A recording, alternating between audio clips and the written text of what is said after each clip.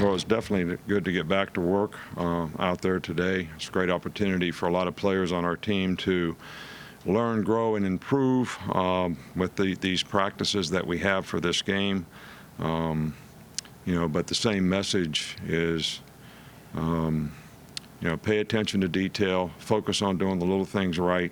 It seems like every time we don't have success in a game, those are the points that we have to emphasize and show the players. So these are habits that you want to definitely practice every day so that your focus is what it needs to be, so that you can pay attention to detail and play with great discipline. I think everybody's got to refocus their mindset, in playing in this game. We're playing a very good team in Michigan, and I'm sure that they have their reasons for having their motivation to try to vindicate, some of the things that happened in their season.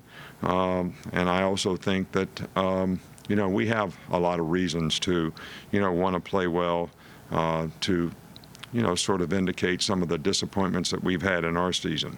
I think, team success goes a long way in elevating individuals, and individual performance gets noticed when teams have success.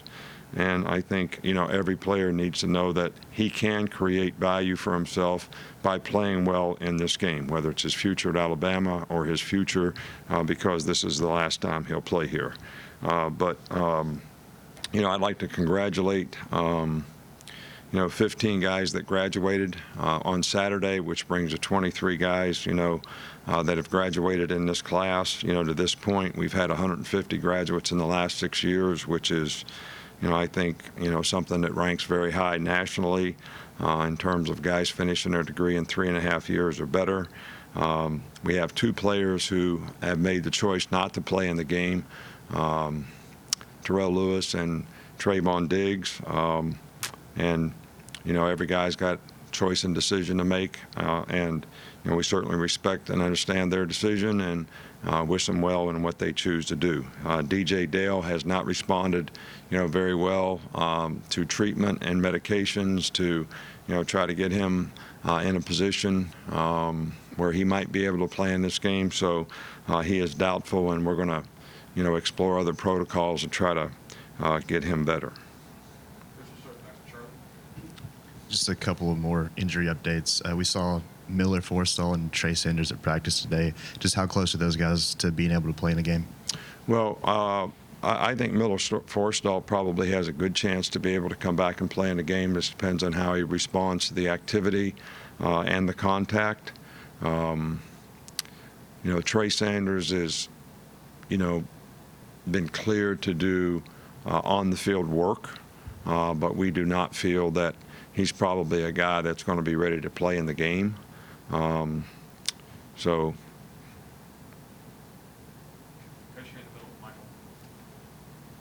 You mentioned the importance of responding to this game and refocusing. What have you seen from the focus of this team entering a game in a rare moment here for a game that's not in the playoff or a championship contention? Well, I think what the players need to understand, and I can't tell you because today's the first day I've seen them for 2 weeks because I've been recruiting every day, but the attitude was good today. The energy was good today.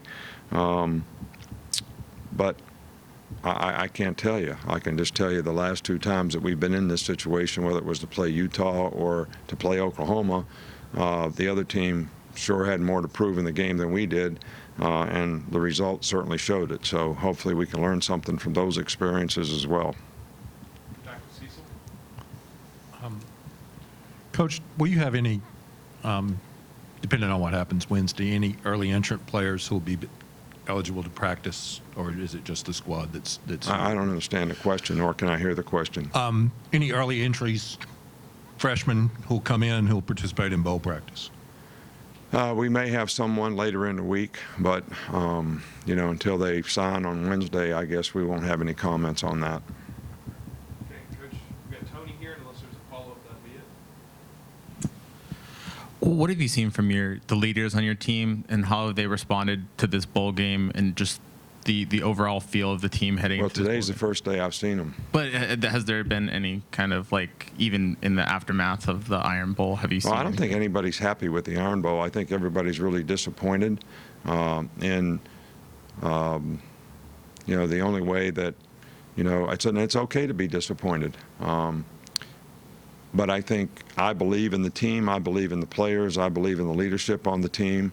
I believe this team has had a lot to overcome, and it continues to grow with what they've had to overcome. And we're going to coach the guys that want to play in the game and have a great attitude about playing in the game, and that's who we're going to play in the game. So, and we're going to do the best we can with all those guys. Just wonder, what was your advice to the guys when they came to you and talked to you about the decision to make whether to play in the game or not?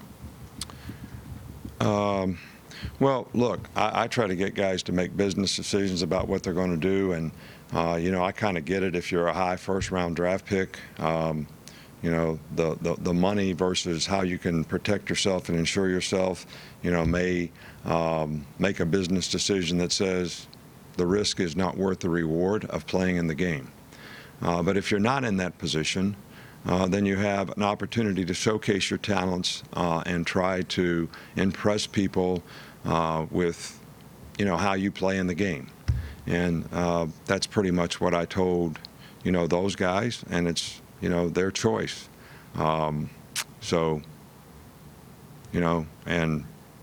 everybody has to live with sort of the consequences of their decisions, whether they're good decisions or bad decisions. Coach, we'll finish up last one with Cecil back. Coach, just to follow up on that, you had some guys who were in that position you just described who have elected to play, and could you just comment on what some of their motivations were as far as the team is concerned? Well, I haven't talked to those guys, but I really I got draft grades from 20 different teams, and if you guys pick guys, do you guys actually pick guys in the draft? Does the media pick guys? Do the guys that put the mock drafts up, do you guys actually have a draft choice? Do you pick? The people that pick, I'm not sure we do have anybody in that position. All right, so I know it's out there. It's out there every year. We've had guys that they put, we're going to get drafted in the first round and got drafted in the fifth round. I don't think all that information is exactly accurate. I actually think that the NFL teams try to steer the media away from who they're going to pick and who they like. All right, so there's a lot of misinformation out there as to who the guys are. I'm excited about the guys that are playing in the game, the guys that have decided to play in the game, and I think all the guys that are playing in the game have made really good choices to play in the game, and I think they can enhance their value by playing in the game very, very well. So, and every guy's got to make that decision, and we support them, whatever that decision is.